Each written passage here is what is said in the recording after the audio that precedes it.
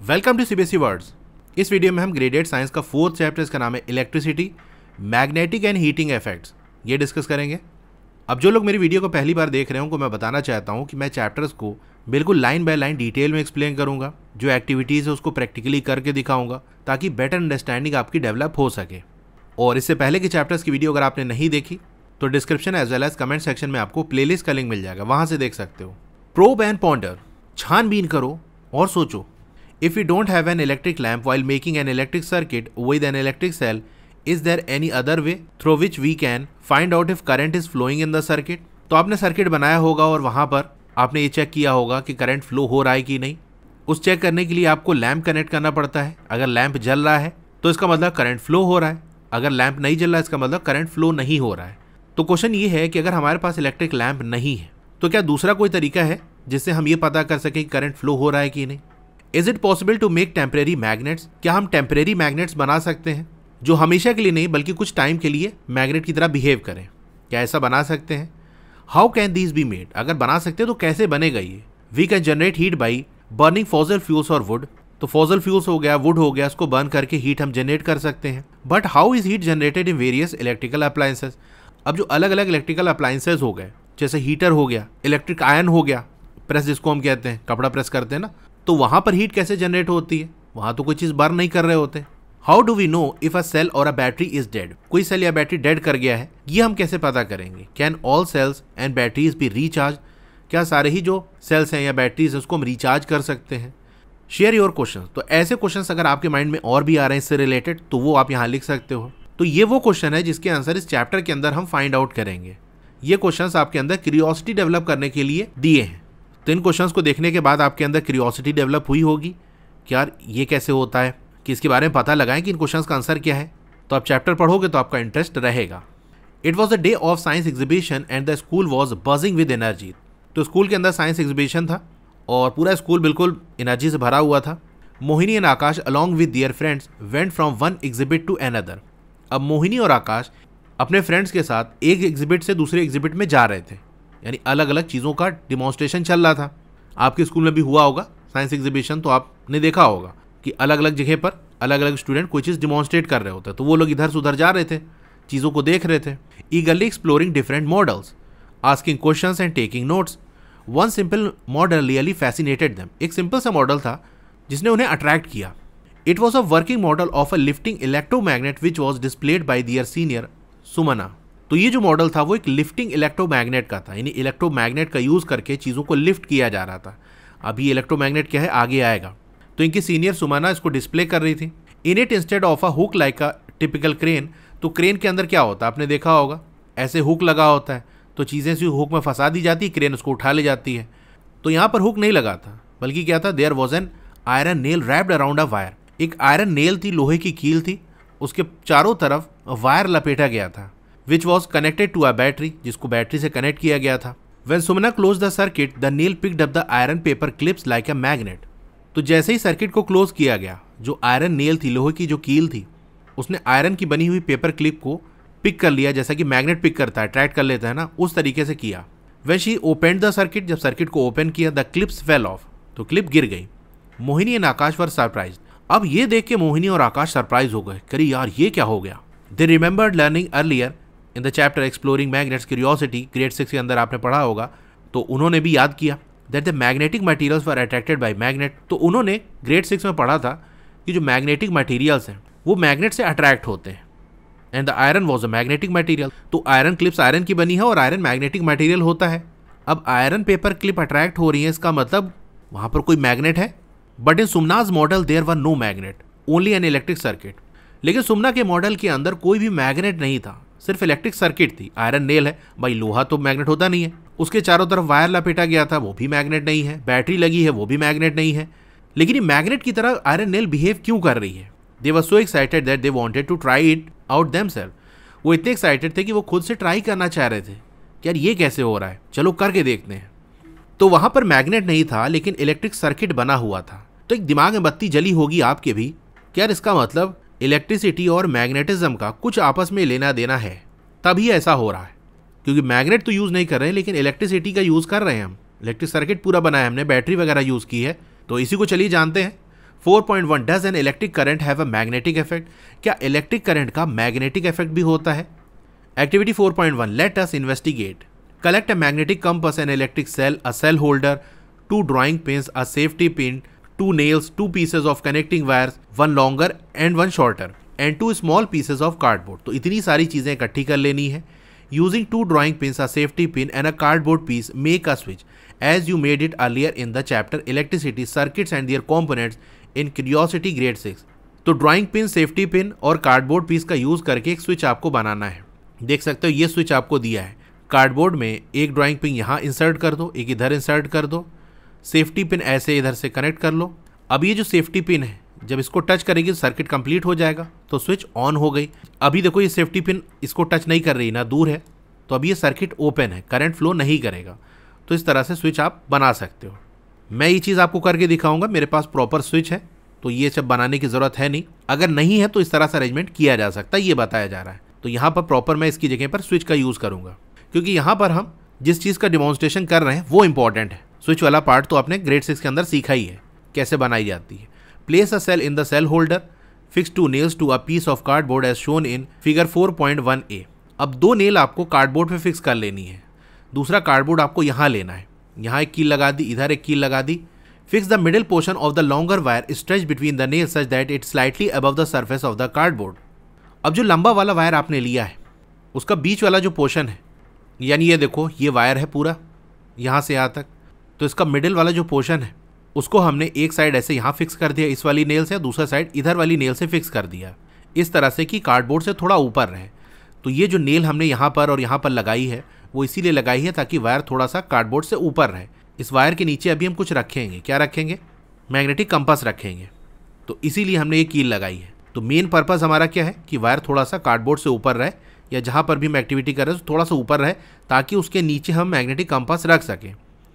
Attach one end of that wire to the cell holder and another end to the switch. अब इस wire का एक and तो आपको सेल होल्डर पे कनेक्ट करना है और दूसरा वाला एंड स्विच से कनेक्ट करना है। Connect the second wire between the cell holder and the switch. दूसरा वाला जो वायर है ये, इसको सेल होल्डर और स्विच से कनेक्ट करना है। Place the magnetic compass beneath the wire between the 2 nails। तो अब नीचे आपको मैग्नेटिक कंपास रख देना है। तो ये जो इमेज बनी है वो किसकी है? N electric circuit and a magnetic compass.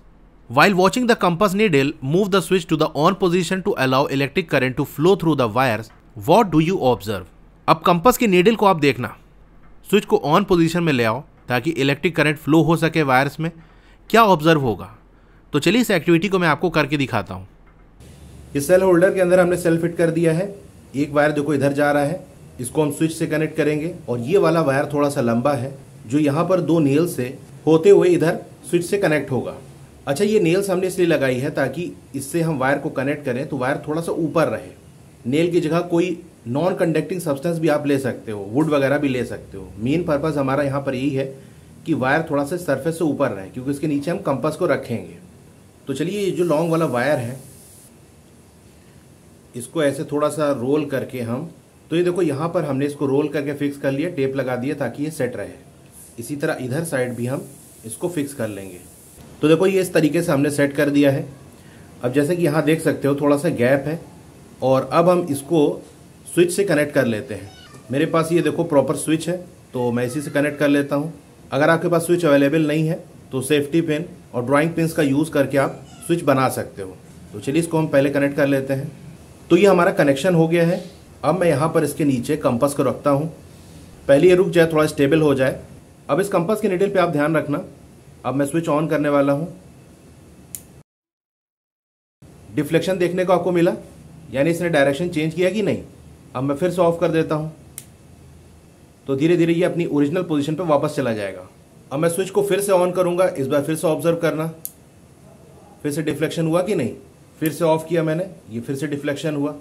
तो आपने देखा जब भी हम स्विच को ऑन कर रहे हैं या ऑफ कर रहे हैं, कंपास की निडल डिफ्लेक्ट कर रही है, अपना डायरेक्शन चेंज कर रही है। तो देखा आपने क्या ऑब्जर्व हुआ कि जैसे ही हमने स्विच ऑन की तो निडल के अंदर डिफ्लेक्शन देखने को मिला, वो थोड़ा सा मूव करी। Now again while watching the compass needle move the switch two of position. तो हमने फिर ऑफ किया था, वहां क्या ऑब्जर्व हुआ था? What do you observe this time? फिर से डिफ्लेक्शन हमको देखने को मिला, यानी अपनी वापस इनिशियल पोजीशन पे वो आ गई। Move the switch between on end of position a few more times. तो कई बार हमने ऑन ऑफ करके भी देखा था, तो क्या हो रहा था, जब ऑन कर रहे थे तो डिफ्लेक्शन हो रहा था, जब ऑफ कर रहे थे तो फिर डिफ्लेक्शन हो रहा था। तो ऑन ऑफ करने में नीडल में डिफ्लेक्शन हो रहा था। Carefully observe how the compass needle behaves each time. You may have noticed that when the current flows, the compass needle gets deflected from its original direction. तो आपने notice किया होगा कि जब करंट फ्लो करता है तो जो कंपास नीडल है वो डिफ्लेक्ट करती है अपने ओरिजिनल डायरेक्शन से। ओरिजिनली वो नॉर्थ साउथ डायरेक्शन में अपने आप को अलाइन करती है, ये आपने पढ़ा ही है।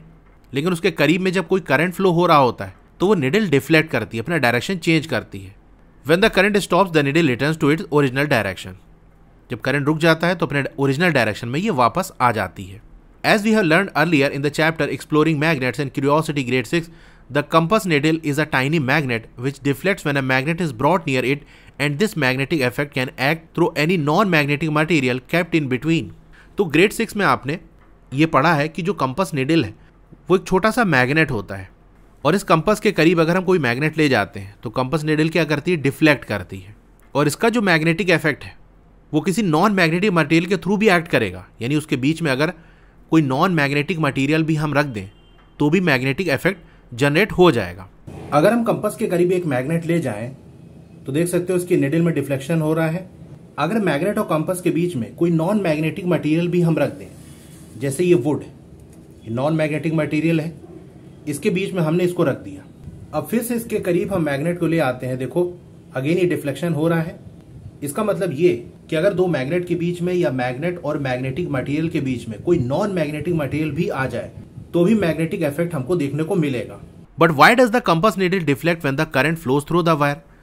लेकिन सवाल ये है, ये जो कंपास नीडल है डिफ्लेक्ट क्यों कर रही है जब करंट वायर में फ्लो हो रहा है? तो क्योंकि कंपास की नीडल तो तब डिफ्लेक्ट करती है जब उसके करीब मैग्नेट ले जाते हैं। यहाँ तो कोई मैग्नेट हम ले ही नहीं गए, सिंपल वायर था, उसके अंदर करंट फ्लो हो रहा था, लेकिन फिर भी डिफ्लेक्शन हुआ तो दिमाग में बत्ती जलेगी नहीं।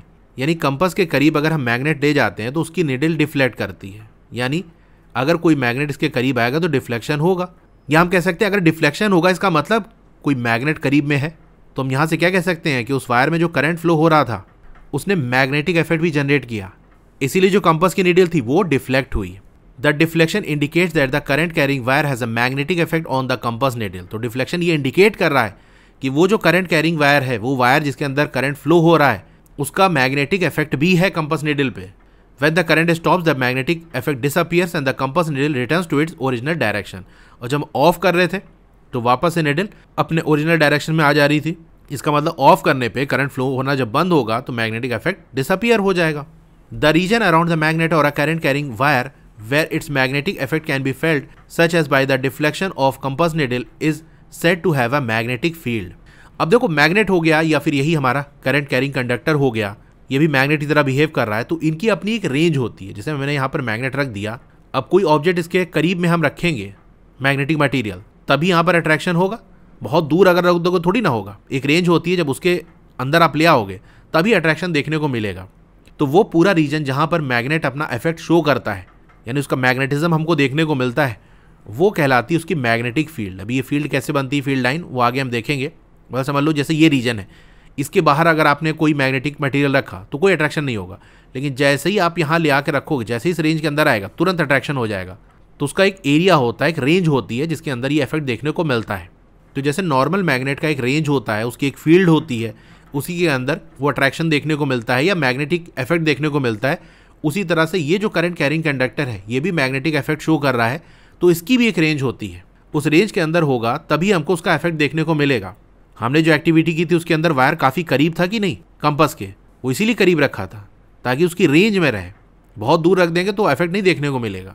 ऐसे तो घरों के अंदर भी वायर के अंदर करंट फ्लो हो रहा है, डिफ्लेक्शन ही होता रहे फिर तो, क्योंकि वो वायर्स काफ़ी दूर है तो वो नहीं देखने को मिलेगा। When electric current flows through a conductor, जैसा कि वायर हो गया, it produces magnetic field around it. तो जब इलेक्ट्रिक करंट फ्लो होता है किसी कंडक्टर से, यानी ऐसे ऑब्जेक्ट जो अपने थ्रू करंट को पास होने देते हैं, जैसा कि वायर हो गया, तो मैग्नेटिक फील्ड प्रोड्यूस करता है। This phenomena is known as magnetic effect of electric current. तो इसी फिनोमेना को, इसी घटना को हम कहते हैं magnetic effect of electric current, यानी इलेक्ट्रिक करंट ने मैग्नेटिक इफेक्ट को प्रोड्यूस किया। The magnetic field disappears when the current stops flowing. अगर करंट फ्लो करना बंद कर देगा तो मैग्नेटिक फील्ड डिसअपियर हो जाएगी। We have learned about magnets and electric current in the earlier grades. I used to think that there were no link between the two.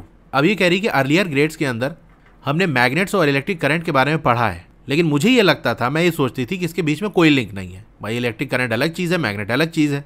But now we found that electricity and magnetic effects are link. लेकिन अब हमको पता चला है कि electricity और magnetic effect link होते हैं, एक दूसरे से जुड़े होते हैं। Be a scientist. चलिए एक साइंटिस्ट के बारे में जानते हैं। You have just now made the same discovery which was made by scientist Hans Christian Oersted. तो आपने वही सेम डिस्कवरी की है ऊपर एक्टिविटी के थ्रू, जो कि एक साइंटिस्ट थे जिनका नाम था हांस क्रिश्चियन अर्स्टेड। 1777 से लेके 1851 तक ये जिए हैं। इन 1820, तो 1820 में इन्होंने ये डिस्कवरी की थी, वही डिस्कवरी आपने की है, यानी वही एक्सपेरिमेंट आपने रिपीट किया है।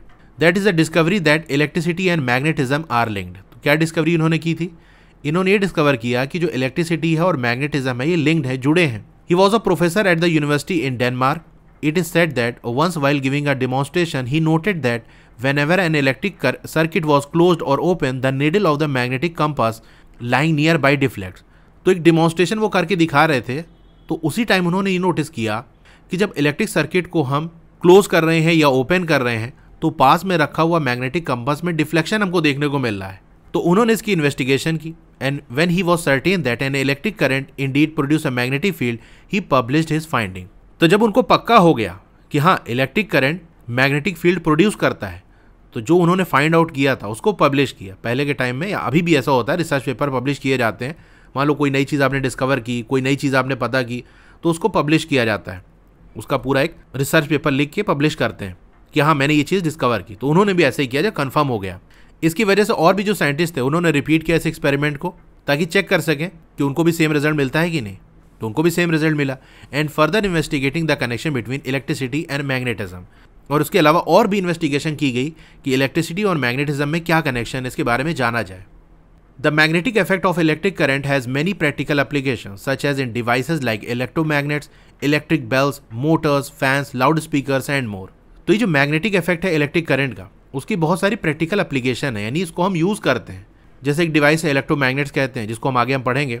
फिर जो इलेक्ट्रिक बेल्स हो गई, इस पर मैंने एक वीडियो बनाई है, इलेक्ट्रिक बेल कैसे वर्क करती है। हो सकता है आपके स्कूल में हो। बहुत पहले तो वो हथौड़ी से घंटा बजाया जाता था हमारे स्कूल में, फिर वो थोड़ा अपडेट हुआ और अब ज़्यादातर आई थिंक स्कूल में इलेक्ट्रिक बेल्स ही होती हैं। बटन दबाओ और वो बेल रिंग करने लगती है। तो वो इलेक्ट्रिक बेल कैसे वर्क करती है उस पर मैंने वीडियो बनाई है। अगर आप कहोगे तो मैं आपको उसका लिंक दे दूंगा, वहाँ से देख सकते हो। मोटर्स हो गया, फैंस हो गया, लाउड स्पीकर्स हो गया, इन सब के अंदर मैग्नेटिक इफेक्ट का यूज़ किया जाता है। कोई पुराना स्पीकर वगैरह अगर आपके पास हो तो उसके अंदर देखना, या कोई पुराना ईयरफोन हो उसी को खोल के देखना जो ख़राब हो गया हो, देखो उसके अंदर मैग्नेट होता है। अब यहाँ पर ये पूछ रहा है can we use electric current to make a magnet. क्या इलेक्ट्रिक करंट का यूज़ करके हम मैग्नेट बना सकते हैं? तो चलिए इसके बारे में जानते हैं। जानते क्या बल्कि बनाते हैं। 4.1.1 electromagnets. Activity 4.2 let us explore. लगभग आपको 50 सेंटीमीटर लंबा एक फ्लेक्सिबल इंसुलेटेड वायर लेना है। फ्लेक्सिबल हो यानी आसानी से मोड़ सके क्योंकि हम लपेटेंगे उसको। इंसुलेटेड हो यानी उसके ऊपर कवरिंग हो। एक आयरन नेल, इलेक्ट्रिक सेल और कुछ आयरन पेपर क्लिप्स आपको ले लेनी है। Tightly wrap the wire around the nail in the form of coil as shown in figure 4.2। तो इस तरह से कॉइल के फॉर्म में वायर को आपको टाइटली लपेट देना है नेल के around. And secure it with an adhesive tape. तो एक टेप लगा के चिपका भी देना है ताकि वो ढीला ना हो। Connect the ends of the wire to the cell. Take care to not connect the wire to the cell for more than a few seconds, otherwise the cell may weaken quickly. अब wire के जो ends हैं उसको cell से connect करो। अब wire को आपको कुछ सेकेंड्स के लिए ही कनेक्ट रखना है, क्योंकि ज़्यादा देर आप कनेक्ट करोगे तो सेल काफ़ी तेज़ी से कमज़ोर होगा, क्योंकि बहुत ज़्यादा सेल से वर्क लिया जा रहा है। Bring the nail close to the iron paper clips and lift up. अब आयरन नेल को पेपर क्लिप के करीब ले आओ और उससे पेपर क्लिप को उठाओ। Do the clips hang to the ends of nail. Yes, आपको ये ऑब्जर्व होगा कि नेल के जो एंड्स है, किनारे हैं यहाँ पर और यहाँ पर, आप देखोगे नेल चिपक गई यहाँ पर। Disconnect the wire from the cell to stop the flow of electric current in the wire. अब वायर को डिस्कनेक्ट करो सेल से ताकि करंट का जो फ्लो है वो रुक जाए वायर के अंदर। Do the clips fall down. क्या क्लिप जो है वो गिर गई? The answer is yes. जैसे ही आप करंट फ्लो करना बंद करोगे, डिस्कनेक्ट करोगे, क्लिप वापस नीचे गिर जाएंगी, यानी मैग्नेटिज्म खत्म हो गया। तो ये इमेज आपकी है coils of wire connected with a cell. तो ये अराउंड 50 सेंटीमीटर का मैंने इंसुलेटेड वायर ले लिया है और इसको इस नेल पे हम रैप करेंगे, कॉइल के फॉर्म में गोल गोल लपेटेंगे। थोड़ा सा इधर जगह छोड़ेंगे भी कनेक्शन के लिए, बाकी का पोर्शन हमारा इस पर रैप हो जाएगा। ये देखो इस तरीके से गोल गोल लपेटना है आपको। ये देखो इस तरीके से वाइंड कर लिया है और अब इसको हम बैटरी से कनेक्ट करेंगे। तो ये देखो एक साइड का कनेक्शन हमने बना लिया है, दूसरा साइड जैसे ही कनेक्ट करेंगे और फिर इसको पिन के करीब ले जाते हैं तो देखना क्या होता है। अच्छा, पहले अभी देखो आप, ये जो नेल है वो पिन से अट्रैक्ट नहीं हो रही है। देखो मैं टच करा रहा हूँ, ये साइड भी देख लो और ये वाला एंड भी देख लो, अट्रैक्ट नहीं कर रहा है ना, स्टिक नहीं कर रहा है। अब यहाँ पर ये बैटरी से मैं इसका कनेक्शन कंप्लीट करूँगा और अब देखना नेल का ये वाला हेड वाला जो एंड है, ये देखो स्टिक करने लगा कि नहीं। ये देखो ये वाला साइड भी पेपर क्लिप इससे चिपक रही है, इसका मतलब ये नेल मैग्नेट की तरह बिहेव कर रही है। When electric current flows through the coil, the clips cling to it। तो हमने क्या देखा, जब इलेक्ट्रिक करंट फ्लो हो रहा है कॉइल में तो क्लिप्स क्लिंग कर जा रही, चिपक जा रही हैं। But when the current is stop the clip no longer cling to it. लेकिन जब करंट रुक जाता है तो क्लिप अब नहीं चिपक रही हैं। Let us now try to investigate these observation in detail through activity 4.3। अब चलिए इन ऑब्जर्वेशन को इन्वेस्टिगेट करते हैं और डिटेल में एक्टिविटी 4.3 के through.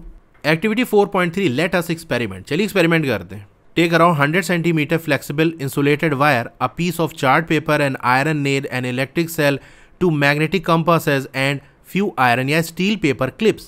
Roll a piece of charred paper to make a cylinder of diameter roughly equal to the width of a pencil. अब एक चार्ट पेपर को आपको रोल करना है, सिलेंडर शेप का बनाना है जिसका जो डायमीटर हो ना वो पेंसिल के विड्थ के बराबर हो, यानी बहुत मोटा आपको नहीं बनाना, जैसे ये इतना होगा ऐसे बना देना। पेंसिल जितनी मोटी होती है ना उतना ही मोटा आपका ये दिखना चाहिए। अभी एक आपको मैं करके दिखाऊंगा, यहाँ जो लिखा है पहले हम पढ़ लेते हैं। Secure it with an adhesive tape, तो यहाँ भी टेप लगा के चिपका लो।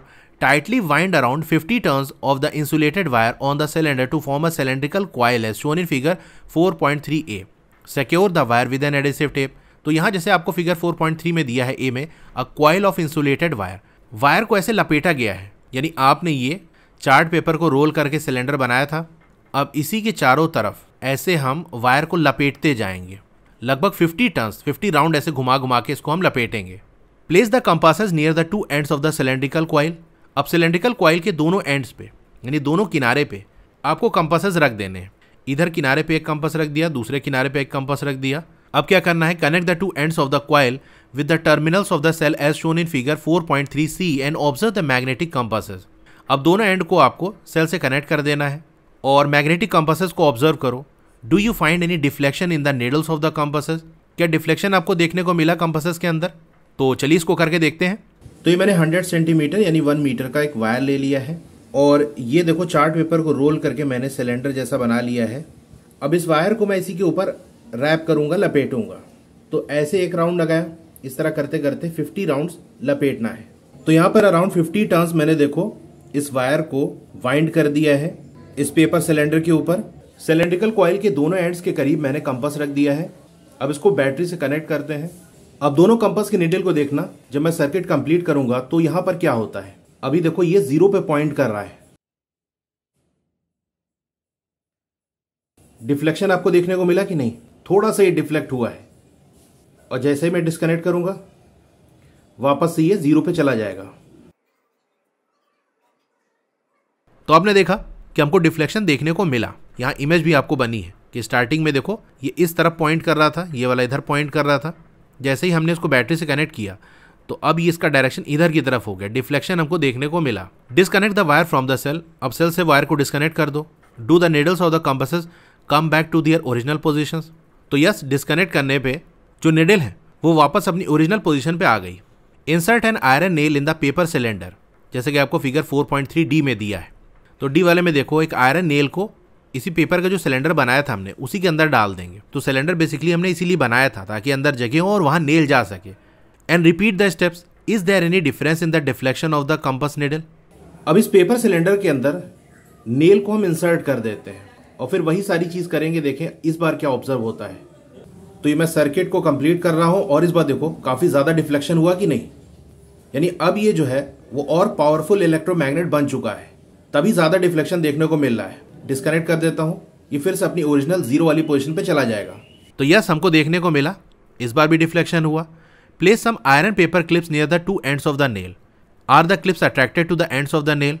अब नेल के दोनों एंड्स के करीब हमने पेपर क्लिप्स रखा तो आपने देखा कि पेपर क्लिप्स अट्रैक्ट हो रही हैं। It is observed that when current is passed through the cylindrical coil, it behaves like a magnet and deflects the needle of a magnetic compass.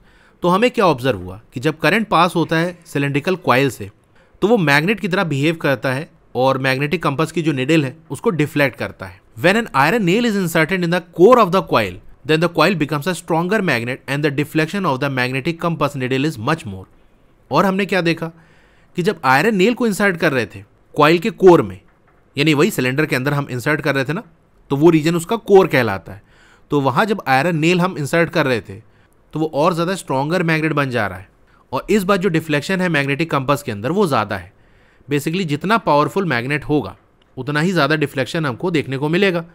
तो जब नेल हमने इंसर्ट नहीं की थी, सारी चीज़ें वही थी, वही सेल था हमारा, वही कॉइल, सारा कुछ था, डिफ्लेक्शन थोड़ा हो रहा था, यानी मैग्नेटिज्म कम प्रोड्यूस हो रहा था। लेकिन जब आयरन नेल इंसर्ट कर दी तो ज़्यादा पावरफुल मैग्नेटिज्म जनरेट हो गया। अब आप ये सोच रहे होगा आयरन नेल डालने की वजह से हमारा जो इलेक्ट्रोमैग्नेट है वो और पावरफुल कैसे हो गया। तो इसका एक्सप्लेनेशन आप हायर क्लासेस में पढ़ोगे, लेकिन सिंपल वे में अगर मैं आपको बताऊं तो देखो होता ये है कि जो कॉइल है उसके अंदर करंट फ्लो हो रहा है, वो मैग्नेटिक फील्ड जनरेट करेगी। इस मैग्नेटिक फील्ड की वजह से जो आयरन नेल है या इसके अलावा और कोई भी आयरन का सब्सटेंस अगर उसके अंदर हम डालें कोर में, तो वो जो आयरन है वो भी मैग्नेटाइज हो जाता है कॉइल की मैग्नेटिक फील्ड की वजह से। तो एक तरीके से वो आयरन नेल भी मैग्नेट बन गई। अब कॉइल और आयरन नेल का जब मैग्नेटिज्म कंबाइन होगा तो उसकी वजह से स्ट्रॉन्ग मैग्नेटिक फील्ड जनरेट होगी। It also attract iron clips. अब ये इतना पावरफुल था कि आयरन क्लिप्स को भी इसने अट्रैक्ट कर लिया। When the current is stopped, the cylindrical coil loses its magnetic effect. तो जो करंट को स्टॉप किया हमने, तो जो सिलेंड्रिकल कॉइल थी उसने अपने मैग्नेटिक इफेक्ट को लूज कर दिया। A current carrying coil that behaves as a magnet is called an electromagnet. तो अब इलेक्ट्रोमैग्नेट की डिफिनेशन आपको यहाँ पर दी है। एक करंट कैरिंग कॉइल यानी कोई कंडक्टर है जिसको ऐसे हम कॉइल के फॉर्म में लपेटे हों, उसके अंदर से अगर करंट फ्लो हो रहा है तो वो मैग्नेट की तरह बिहेव करता है, और इसी को हम इलेक्ट्रोमैग्नेट कहते हैं। नाम ही से आपको आइडिया लग रहा है, इलेक्ट्रो और मैग्नेट, यानी ऐसा मैग्नेट है जो कि इलेक्ट्रिसिटी से चल रहा है। For practical applications most electromagnets have an iron core to make them stronger. अब प्रैक्टिकल एप्लीकेशंस के अंदर यानी चीज़ों में जब इलेक्ट्रोमैग्नेट्स का यूज़ किया जाता है तो उसके अंदर आयरन कोर लगाया जाता है, यानी आयरन वाला चीज़ उसके कोर में रहता है ताकि और स्ट्रॉन्ग मैग्नेट बन सके। ये हमने देखा कि आयरन नेल जब डाल रहे हैं तो मैग्नेटिक इफेक्ट और ज़्यादा स्ट्रॉन्ग हो जा रहा है। जो electromagnet also have two poles like a bar magnet. अब एक क्वेश्चन आएगा आपके माइंड में कि जैसे कि हमारे नॉर्मल मैग्नेट होते हैं उसके अंदर दो पोल होते हैं ना, नॉर्थ और साउथ, तो ये जो इलेक्ट्रोमैग्नेट हमने बनाया है क्या इसके अंदर भी होते हैं? अच्छा, ये जो इलेक्ट्रोमैग्नेट है ये हमारा टेम्परेरी मैग्नेट होता है, यानी जब करंट फ्लो होता रहेगा तो मैग्नेट की तरह बिहेव करेगा, और जब फ्लो होना बंद कर देगा तो मैग्नेट की तरह बिहेव करना बंद कर देगा। इससे फ़ायदा भी होता है, जैसे ये क्रेन में इलेक्ट्रोमैग्नेट लगा हुआ है, अब नीचे कोई ऑब्जेक्ट है उसको उठाना है तो क्रेन इसके करीब आएगी, स्विच ऑन कर देंगे, करंट फ्लो होने लगेगा तो ये स्टिक कर जाएगी। अब उसको उठाकर दूसरी जगह मान लो रखना है, अगर आपने नॉर्मल मैग्नेट यूज़ किया होगा तो एक बार चिपक जाएगा, तो हर वक्त चिपका ही रहेगा, उसको छुड़ाने का कोई सिस्टम तो है नहीं, कोई और चीज़ आपको बनानी पड़ेगी जो उसको खींच के अलग करे। इलेक्ट्रोमैग्नेट में क्या है, स्विच ऑन कर दिया तो मैग्नेट की तरह बिहेव कर रहा है, अब जहाँ ले जाकर छोड़ना है यहाँ ले गए हम और उसके बाद स्विच ऑफ कर दिए। अब ये सिंपल जो क्रेन का पार्ट है इलेक्ट्रोमैग्नेट ये ऊपर आ जाएगा, तो जब उठाना था तो करंट हमने ऑन कर दिया तो चिपक गया, और फिर ले जाकर जब जहाँ पर रखना था वहाँ ले जाकर हमने स्विच ऑफ कर दिया तो अब वो चिपक नहीं रहा, अलग हो जाएगा। तो ये फ़ायदा होता है। हाँ, तो हमारा क्वेश्चन ये था कि क्या इलेक्ट्रोमैग्नेट में भी पोल्स होते हैं? चलिए इसके बारे में जानते हैं। Activity 4.4 let us investigate. Take the electromagnet made in activity 4.3 and a magnetic compass. तो एक्टिविटी 4.3 में जो हमने इलेक्ट्रोमैग्नेट बनाया था उसी को आप ले लो और मैग्नेटिक कंपास भी ले लो। Label the two ends of the coil as A and B. अब कॉइल के दोनों एंड को आप नाम दे दो, उसको ए और बी लेबल कर दो। Place the magnetic compass near the end A of the coil as shown in figure 4.4a। अब मैग्नेटिक कंपास को कॉइल के ए वाले एंड के करीब ले जाओ, जैसा कि फिगर में आपको दिया है। Connect the coil to the cell and observe the compass. अब कॉइल को सेल से कनेक्ट करो और ऑब्जर्व करो कंपास में क्या हो रहा है। Note down which pole of the magnetic compass is attracted to end A. तो मैग्नेटिक कंपास का कौन सा पोल वो ए वाले एंड की तरफ अट्रैक्ट हो रहा है। तो सेटअप कुछ इस तरह से है कि ये वाले एंड को हमने ए नाम दे दिया, ये वाला जो किनारा है उसको हमने बी नाम दे दिया। ए वाले के पास हमने एक कंपास को रख दिया है, बैटरी से कनेक्ट करेंगे, करंट फ्लो होने लगेगा, डिफ्लेक्शन देखने को आपको मिलेगा। तो जो निडल होती है ना वो नॉर्थ साउथ डायरेक्शन में पॉइंट करती है। तो अभी जानते हो निडल का जो रेड वाला पोर्शन है, यानी ऐसे हमारी निडल है, एक साइड में आप देखोगे ऐसे रेड होता है, यहाँ पर आपको ये बना हुआ है, तो ये नॉर्थ होता है इस निडल का। तो ये निडल का नॉर्थ है और ये निडल का साउथ है। तो निडल डिफ्लेक्ट करके नॉर्थ वाला हिस्सा इस ए वाले की तरफ आ जाएगा। तो इसका मतलब ये ए वाला जो है ये इस इलेक्ट्रोमैग्नेट का कौन सा पोल होगा। नीचे यहाँ देखो लिखा हुआ, उसको पहले पढ़ते हैं। As we have learn earlier when two magnets are brought close to each other they are unlike poles.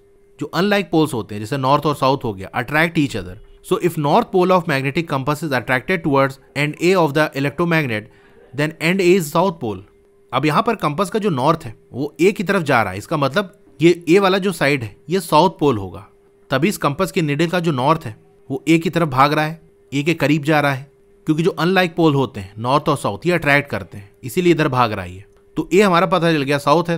Repeat this procedure to find the polarity of end B as well. तो फिगर 4.4 बी के अंदर आपको क्या करना है, इस बार जो compass है उसको बी वाले एंड के करीब ले जाना है, और जैसे ही करंट फ्लो कराओगे तो अब देखोगे निडल डिफ्लेक्ट होगी।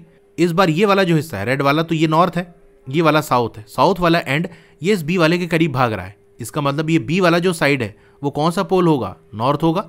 तभी नॉर्थ और साउथ आपस में अट्रैक्ट कर रहे हैं। तो इस तरह से हम पोलैरिटी निकाल सकते हैं। अब कंपास निडल का ये वाला एंड देखो, यहाँ पर रेड पेंट हुआ है, तो ये इस निडल का नॉर्थ है, और ये दूसरा वाला साइड जो है जिधर कोई पेंट नहीं हुआ ये साउथ है। ये बात ध्यान रखना। अब इस इलेक्ट्रोमैग्नेट का ये वाला जो साइड है, ये वाला जो एंड है, इसको हम ए मान लेते हैं और ये वाले साइड को हम बी मान लेते हैं। सर्किट कंप्लीट करेंगे। कंपास को पहले हम ए वाले साइड यानी लेफ्ट साइड रखेंगे और देखते हैं क्या ऑब्जर्व होता है। ये देखो निडल का जो नॉर्थ वाला पॉइंट है वो इलेक्ट्रोमैग्नेट के ए वाले पॉइंट की तरफ जा रहा है, उधर के साइड अट्रैक्ट हो रहा है। इसका मतलब इलेक्ट्रोमैग्नेट का ए वाला जो पॉइंट है ये साउथ होगा, क्योंकि नॉर्थ और साउथ अट्रैक्ट करेगा। तो कंपास निडल का नॉर्थ जिस तरफ अट्रैक्ट हो रहा है वो इलेक्ट्रोमैग्नेट का साउथ होगा। अब इस कंपास को उठा के हम राइट साइड कर देते हैं, यानी बी वाले side.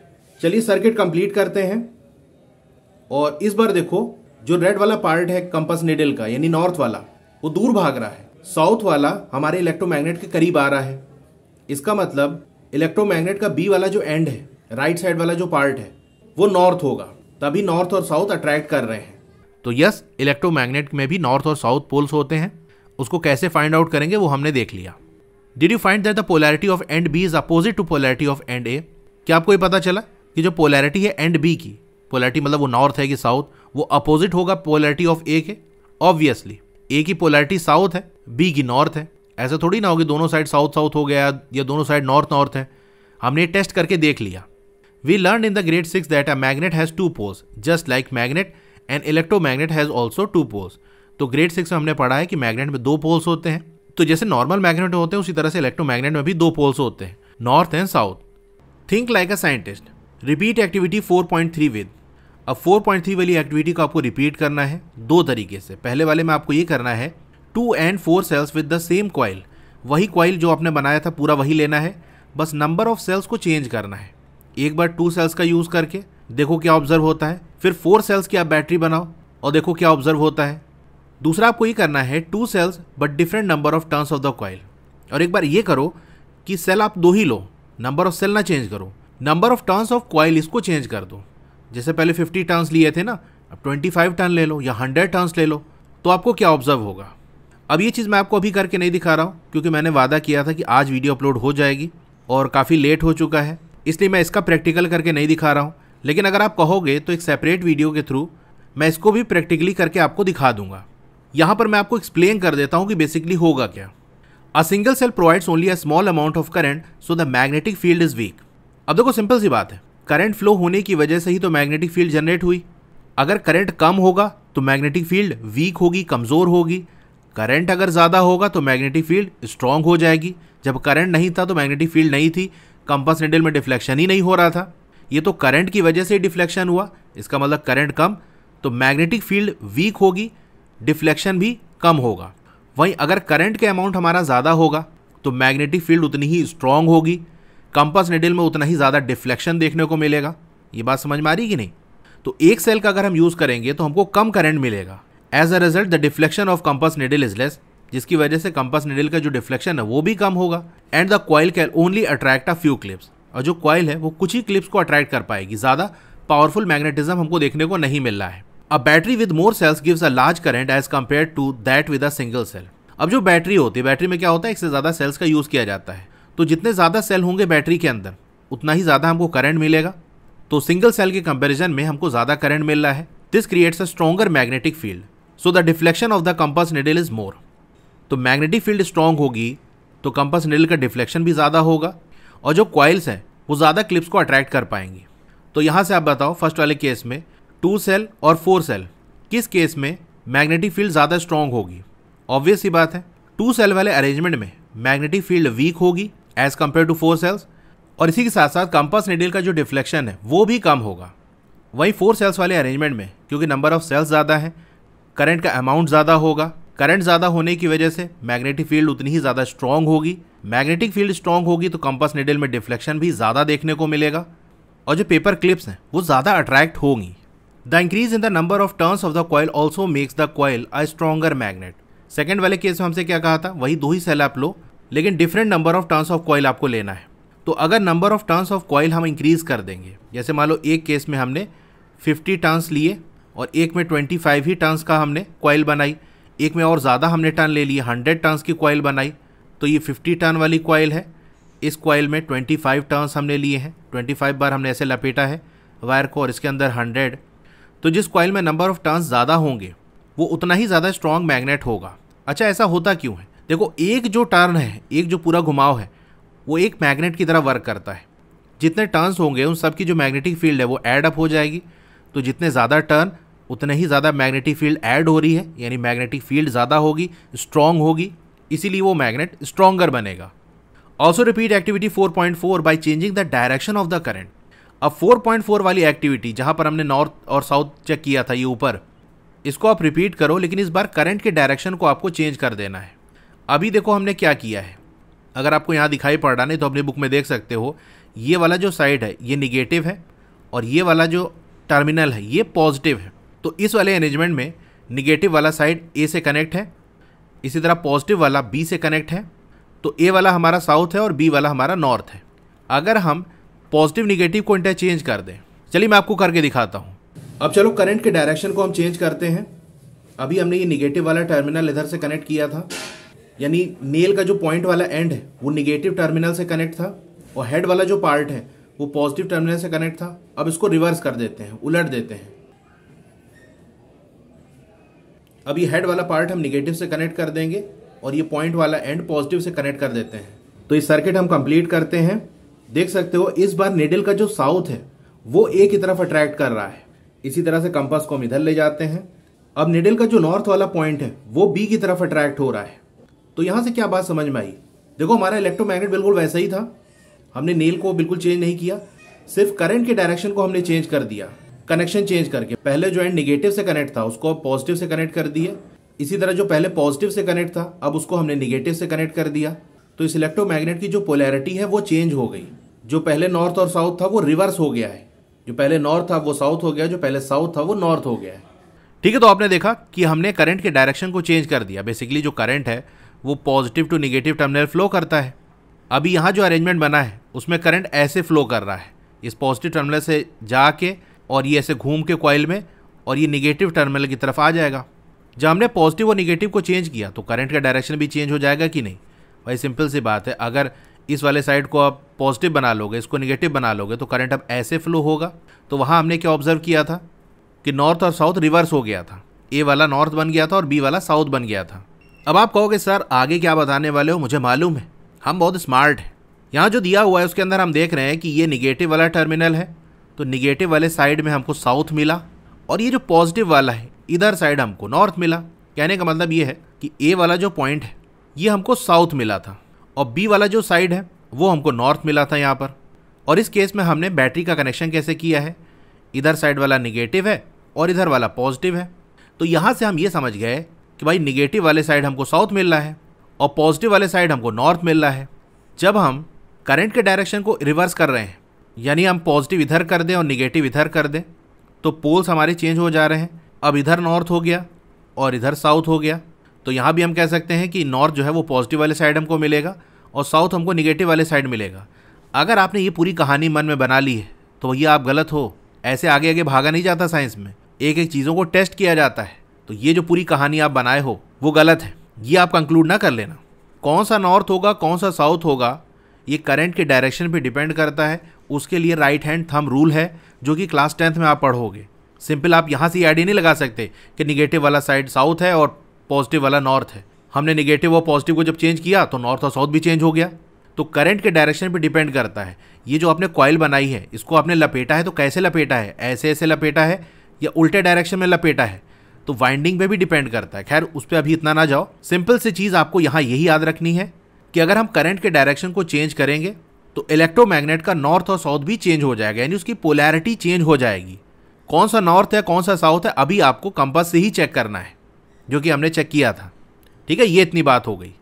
So the strength of an electromagnet can be changed by changing the amount of electric current flowing through the coil और the number of turns of the coil और both. तो electromagnet की strength को हम कैसे change कर सकते हैं? या तो हम अमाउंट ऑफ इलेक्ट्रिक करंट जो कि कॉइल के अंदर फ्लो कर रहा है उसको चेंज कर दें, या फिर कॉइल में जो नंबर ऑफ टर्न्स हैं उसको चेंज कर दें, या दोनों चेंज कर दें। जैसे मान लो इलेक्ट्रोमैग्नेट की स्ट्रेंथ को हमको बढ़ाना है तो अमाउंट ऑफ इलेक्ट्रिक करंट को इंक्रीज कर सकते हैं, या फिर कॉइल में जो नंबर ऑफ टर्न्स हैं उसको इंक्रीज कर दो, या दोनों ही चीज़ों को इंक्रीज कर दो। Also its poles can be reversed by changing the direction of the current. और ये भी हमने देखा कि अगर करंट के डायरेक्शन को हम रिवर्स कर दें तो पोल्स भी रिवर्स हो जाते हैं, नॉर्थ का साउथ, साउथ का नॉर्थ हो जाएगा। तो इस अरेंजमेंट में देखो, ये सेल का निगेटिव टर्मिनल है, ये पॉजिटिव टर्मिनल है। करंट हमारा positive terminal to negative terminal flow करता है। इसका मतलब यहाँ से जब करंट आएगा तो हम कह सकते हैं कि ये बी वाले एंड से ए वाले एंड की तरफ करंट जा रहा है। तो जब करंट हमारा बी से ए की तरफ जा रहा है तो बी हमारा नॉर्थ है और ए हमारा साउथ है। दूसरा केस जो मैंने आपको दिखाया था वहाँ पर हमने निगेटिव को पॉजिटिव, पॉजिटिव को निगेटिव कर दिया था। तो जैसे इसी में हम इसको अगर पॉजिटिव कर दें, इसको निगेटिव कर दें, तो हमारे पोल्स चेंज हो जा रहे थे। ये नॉर्थ हो जा रहा था और ये साउथ हो जा रहा था। Current positive to negative flow करता है, यानी इस बार ये इधर से फ्लो करके ऐसे आएगा, तो हम कह सकते हैं ए से बी जा रहा है। तो जब करंट ए से बी जाएगा तो हमने ये देखा कि ए वाला साइड नॉर्थ हो गया और बी वाला साउथ हो गया। तो हमने करंट की डायरेक्शन को चेंज किया, पहले बी टू ए जा रहा था, अब ए टू बी जा रहा है, तो पोलैरिटी चेंज हो गई। आई step further, do you remember learning earlier in the chapter Exploring Magnets in Curiosity grade 6 that are freely suspended magnets rest along the north-south direction because our earth itself behaves like a giant magnet। तो grade 6 में आपने सीखा है कि अगर किसी magnet को हम फ्रीली सस्पेंड कर दें, ऐसे लटका दें, धागे से बांध के लटका दिया, तो वो जो मैग्नेट है अपने आप को नॉर्थ साउथ डायरेक्शन में अलाइन कर लेता है, यानी उसी में आके रुकेगा। ऐसा इसलिए होता है क्योंकि हमारी जो अर्थ है वो एक बहुत बड़े मैग्नेट की तरह बिहेव करती है। तो इसकी डिटेल आपने ग्रेड 6 में सीखी है। यहाँ पर क्वेश्चन ये है, but why does earth behave like a magnet? Earth magnet की तरह बिहेव क्यों करती है? मतलब अर्थ में ऐसा क्या है कि वो मैग्नेट की तरह बिहेव कर रही है? Deep inside the earth the movement of liquid iron in the core creates electric currents which generates a magnetic field. तो ये हमारी अर्थ है, इसके कोर में अंदर की तरफ जो आयरन है, लोहा है, वो लिक्विड फॉर्म में होता है, वो मूव कर रहा होता है। उस मूवमेंट की वजह से एक इलेक्ट्रिक करंट जनरेट होता है। यही जो इलेक्ट्रिक करंट है ये मैग्नेटिक फील्ड को जनरेट करता है। Many migratory birds, fish, animals use this field to navigate across continents and oceans।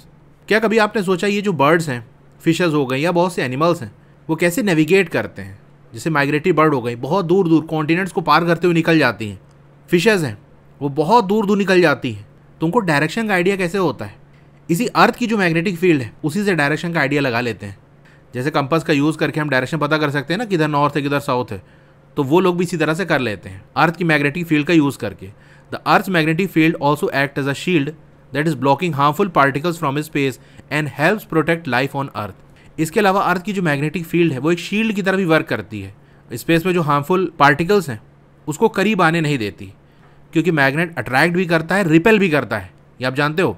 तो इसी रिपल्सिव फोर्स की वजह से जो हार्मफुल पार्टिकल्स हैं स्पेस के, वो अर्थ से दूर रहते हैं और इस तरीके से अर्थ प्रोटेक्टेड रहती है। अब ये पूछ रहा है, are electromagnets also used in real life for lifting objects? क्या इलेक्ट्रोमैग्नेट का हम रियल लाइफ में यूज़ करते हैं ऑब्जेक्ट को लिफ्ट करने के लिए, या सिर्फ मॉडल ही बनाया गया है? साइंस एग्जीबिशन में उसका मॉडल बनाया गया था ना, तो क्या सिर्फ मॉडल में ही या रियल में भी ऐसा हम करते हैं? तो यस, रियल में ऐसा करते हैं, इसको प्रैक्टिकली यूज़ किया जाता है। 4.1.1 lifting electromagnets. Lifting electromagnets are strong electromagnets that may be hung to the crane. तो लिफ्टिंग इलेक्ट्रोमैग्नेट्स यानी ऐसे इलेक्ट्रोमैग्नेट जो चीज़ों को लिफ्ट करते हैं, उठाते हैं, ये स्ट्रॉन्ग इलेक्ट्रोमैग्नेट्स होते हैं जिनको क्रेन से हैंग कर दिया जाता है, लटका दिया जाता है। The crane operator can control the magnet by switching the current on off. अब जो क्रेन चला रहा होता है वो मैग्नेट को कंट्रोल कर सकता है करंट को ऑन ऑफ करके, क्योंकि हमने देखा था ना, करंट ऑन करेंगे तो मैग्नेट की तरह बिहेव करने लगेगा, ऑफ करेंगे तो मैग्नेट की तरह बिहेव करना बंद कर देगा। जब करंट को ऑन किया जाता है तो इलेक्ट्रोमैग्नेट लिफ्ट करता है, यानी उठाता है आयरन और स्टील ऑब्जेक्ट्स को, और जब करंट को ऑफ कर दिया जाता है तो मैग्नेटिक फील्ड डिसअपियर हो जाएगी, गायब हो जाएगी और ऑब्जेक्ट रिलीज कर जाएगा, यानी वो अलग हो जाएगा, छूट जाएगा। Lifting electromagnets are widely used in factories and scrap yards. Lifting electromagnets का बहुत ज़्यादा यूज़ फैक्ट्रीज़ के अंदर होता है और जो स्क्रैप यार्ड्स हैं, कबाड़ वगैरह जो है वहाँ पर यूज़ होता है। To move, lift and sort heavy metal items efficiently, ताकि भारी भारी जो मेटल के आइटम्स हैं उनको मूव कराया जा सके या उनको लिफ्ट किया जा सके, उठाया जा सके या सॉर्ट किया जा सके। जैसे मान लो बहुत सारे आइटम्स पड़े हुए हैं, अब हम ये चाह रहे हैं कि उसमें से जो आयरन वाली या स्टील वाली चीज़ें हैं या निकल कोबाल्ट वाली जो चीज़ें हैं उसको हम अलग कर सकें। तो इसी मैग्नेट को करीब ले जाएंगे तो जो आयरन या स्टील वाली चीज़ें होंगी वो उस पर चिपक जाएंगी। इस तरह से सॉर्टिंग भी हो सकती है, अलग भी हो सकती चीज़ें। अब लिफ्टिंग इलेक्ट्रोमैग्नेट्स को हम हर जगह यूज़ नहीं कर सकते। जैसे जहाँ पर ऐसे आइटम्स हैं जो कि नॉन मैग्नेटिक मटेरियल के बने हुए हैं, तो अगर उनको लिफ्ट करना होगा तो वो क्योंकि नॉन मैग्नेटिक मटेरियल के बने हैं, इलेक्ट्रोमैग्नेट उसको अट्रैक्ट ही नहीं कर पाएगा, तो वहाँ ये वर्क नहीं करते। I step further, we have learn that when electric current flows through a conductor like wire, it produces a magnetic field around it. तो हमने ये सीखा कि इलेक्ट्रिक करंट जब फ्लो करता है किसी कंडक्टर में, जैसे वायर हो गया, तो वो मैग्नेटिक फील्ड अपने चारों तरफ प्रोड्यूस करता है। In the higher grades you will learn even more about this wonderful link between the electricity and magnetism. अब जब हायर ग्रेड्स में आप जाओगे तो इसके बारे में और जानोगे। ये जो कमाल का लिंक है इलेक्ट्रिसिटी और मैग्नेटिज्म के बीच में, वो आप जानोगे। Including the exciting idea that just as electricity can produce magnetism, a moving magnet can also lead to an electric current. तो अभी हमने ये देखा कि इलेक्ट्रिसिटी की वजह से मैग्नेटिज्म प्रोड्यूस होता है। हायर ग्रेड्स में आप ये भी जानोगे कि एक मूविंग मैग्नेट इलेक्ट्रिक करंट को भी जनरेट करता है। This deep connection between electricity and magnetism is vital to our daily lives as it forms the basis of many devices from electric motors to power generators. अभी जो गहरा connection है electricity और magnetism के बीच में, ये हमारी रोज़ाना की ज़िंदगी के लिए बहुत इंपॉर्टेंट है और बहुत सारे डिवाइसेस के अंदर ये बेसिक चीज़ है, यानी इसके बिना वो डिवाइस वर्क नहीं कर पाएगा। जैसे इलेक्ट्रिक मोटर्स हो गया या जो आपका पावर जनरेटर्स हो गया, जनरेटर्स के अंदर भी इन्हीं का हम यूज़ करते हैं। इलेक्ट्रिसिटी और मैग्नेटिज्म को कंबाइन करके हम यूज़ कर रहे होते हैं, इसी कनेक्शन का हम यूज़ करते हैं, जिसके बारे में आप हायर ग्रेड्स में पढ़ोगे। ठीक है, तो ये टॉपिक हमारा यहाँ पर एंड होता है। आई होप सारी चीज़ें आपको अच्छे समझ में आई होंगी। क्लास 8 की और वीडियो देखना चाहते हो तो इस तरह से आपकी वीडियो चली होगी। पहले वीडियो को लाइक कर लो, चैनल को सब्सक्राइब कर लो, मोर पे क्लिक कर देना है, फिर से मोर पे क्लिक कर देना है, तो आपका डिस्क्रिप्शन ओपन हो जाएगा। यहाँ पर आपको मेरे व्हाट्सएप चैनल का लिंक मिल जाएगा, उसको ज्वाइन कर लोगे तो आपको लेटेस्ट अपडेट मिलती रहेगी। डोंट वरी, आपका नाम और फोन नंबर किसी को भी विजिबल नहीं होगा। फिर क्लास 8 की बेस्ट बुक का लिंक मैंने दे दिया है, इस लिंक पे क्लिक करके यहाँ से परचेज कर सकते हो। अब अगर आपको स्टडी मटेरियल चाहिए, जैसे नोट्स हो गया, एक्सरसाइज के सॉल्यूशन हो गया, तो मेरी वेबसाइट विजिट कर सकते हो। और नीचे आओगे तो क्लास 8 मैथ्स की चैप्टर वाइज प्लेलिस्ट मिल जाएगी। जिस चैप्टर की वीडियो देखनी है उसके साथ में जो लिंक है उस पर आप क्लिक करोगे तो उस चैप्टर की प्लेलिस्ट ओपन हो जाएगी। और नीचे आओगे तो और भी जो सब्जेक्ट्स हैं उनकी प्लेलिस्ट का लिंक मिल जाएगा। Okay, thank you.